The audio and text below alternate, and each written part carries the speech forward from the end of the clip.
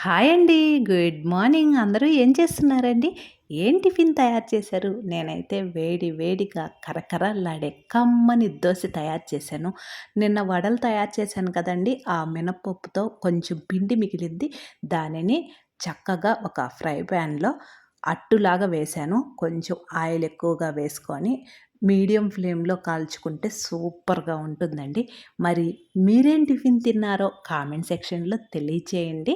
మన Sharada's channel first time చూస్తుంటే మర్చిపోకుండా సబ్స్క్రైబ్ చేసుకోండి. లంచ్ బాక్స్‌కొచ్చి కమ్మని మసాలా వంకాయ తయారు చేశానండి.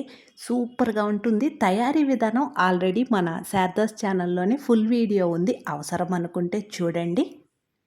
ఇది వేడి వేడి అన్నంలోకి, చపాతీలోకి సూపర్‌గా ఉంటుంది. మరి ఈరోజు పండు బొప్పాయి. ఇది నాటు బొప్పాయి అండి. దీని లోపల గింజలు గూడా ఉన్నాయి. నాటు బొప్పాయి తింటేనే చాలా మంచిది. చక్కగా శుభ్రం చేసి తొక్కు తీసి ఇలా ముక్కలుగా కట్ చేశాను. అంతేనండి. సింపుల్‌గా నేను వేరొక వీడియోతో మీ ముందుంటాను. Thank you.